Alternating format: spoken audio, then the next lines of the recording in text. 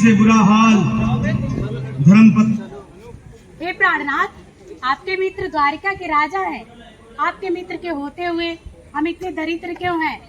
आप ये क्यों बोल रहे हैं कि अपनी दरिद्रता अपने मित्र से जाकर नहीं बता रहे हैं कि हम इतने लाचार हैं? आप अपनी विपदा जाकर उनसे बताइए कि मेरे बच्चे भूखे मर रहे हैं, खाने को नहीं है, कपड़े नहीं है। आप क्यों नहीं बता रहे हैं जाकर उनसे? देवी, कहाँ वो, कहाँ मैं, वो द्वारिका के राजा, और कहाँ मैं इस गरीब कुटिया का साधारण सा सुदामा, जिसके पास खाने को कुछ नहीं है, बच्चे पहनने को तरस रहे हैं। मैं कैसे जाऊं? अरे स्वामी, आप ये क्यों बोल रहे हैं? क्यों आपके बाल सखा है? अच्छा ठीक है, मैं जाता हूँ। अरे स्वामी, मैं आपके लिए कुछ भेंट लाती हूँ।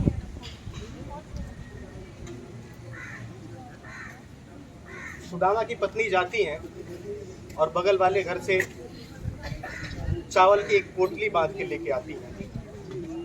वो देती हैं ताकि वो वहां पे जाए तो कुछ भेंट के स्वरूप में श्री कृष्ण को और उनके परिवार को दे सके। पोटली लेके जब श्री कृष्ण के दरबार में ये पहुंचते हैं तो उस वक्त श्री कृष्ण एक साधारण से पुरुष के भेष में अपने दरबार में भोजन कर रहे होते हैं और इधर सुदामा वहां जाने की तैयारी कर रहे होते हैं।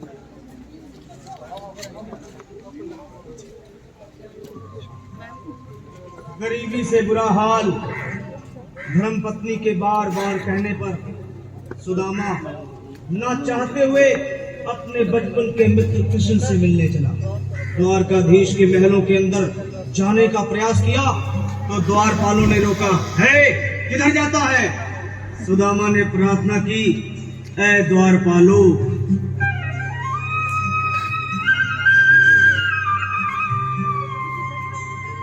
देखो देखो ये गरीबी, ये गरीबी,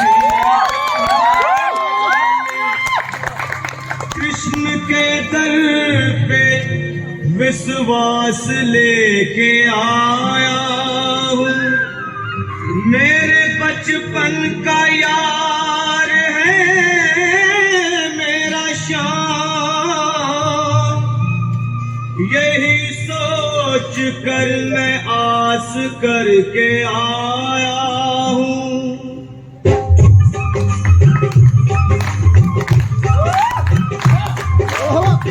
अरे द्वारपालो, कन्हैया से कह दो, अरे द्वारपालो, उस कन्हैया से कह दो कि दर पे सुदामा गरीब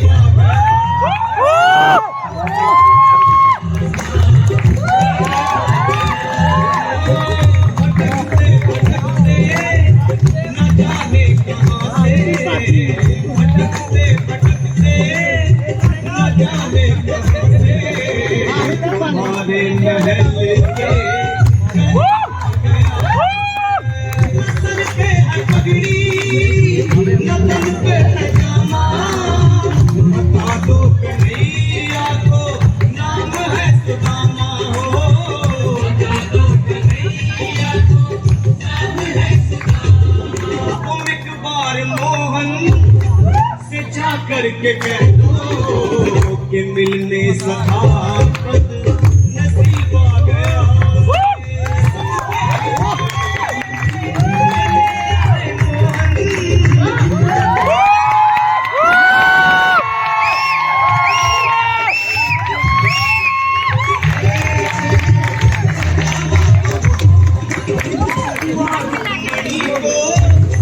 बहुत ही अचंभा ये मेहमान कैसा पर पे अपनी सुदामा बिठाए, चरण आंसुओं से शाम में बुलाए। हाँ प्यारे, जरा तुम सुदामा, खुशी का समा तेरे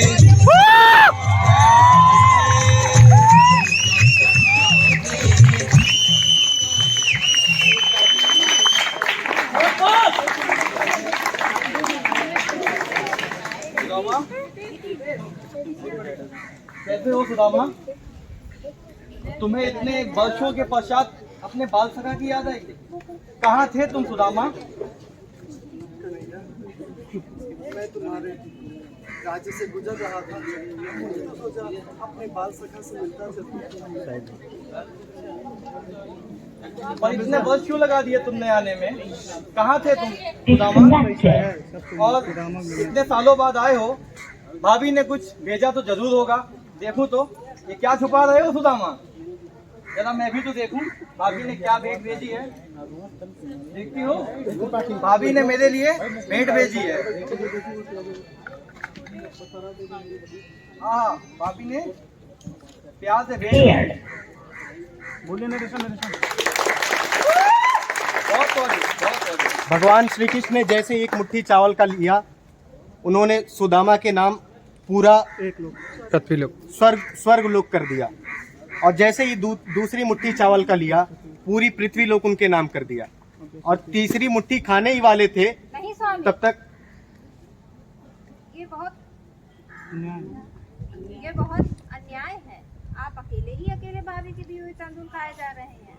लाइए, हमें भी तो दीजिए, हमारा भी तो हक बनता है इस तंदूर पे।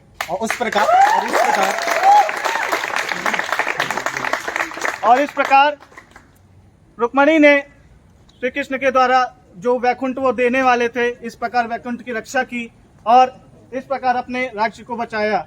और जिस प्रकार श्री कृष्ण अपने मित्र प्रेम में अपना सब लोग लुटाए जा रहे थे, दिए जा रहे थे, तभी अचानक से रुक्मणी सामने आती हैं और तीसरी मुट्ठी जैसे वो खाने वाले होते हैं, तुरंत वो मुट्ठी रोक के कहती हैं कि हे कृष्ण, क्या तुम मित्र प्रेम में अपना वैकुंठ धाम भी लुटा दोगे?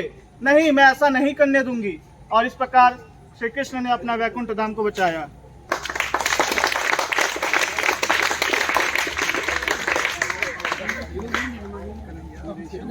मुझे आज्ञा दीजिए, मैं अपने घर की ओर प्रस्थान करूं।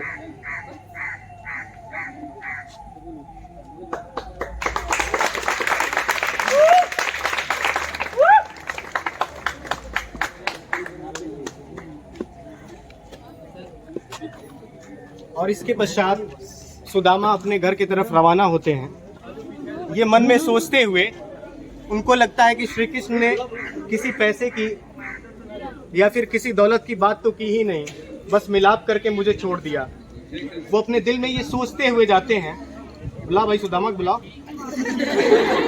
ये सोचते हुए जाते हैं कि बस उनका मिलाप ही हुआ है, उनको किसी भी तरीके की आर्थिक मजबूती नहीं मिली।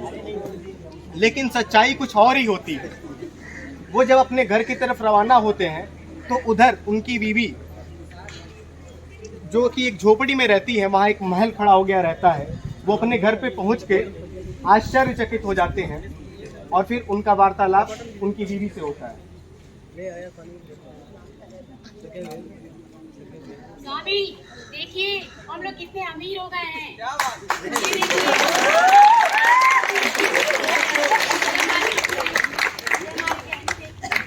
हम लोग कितने अमीर हो गए हैं।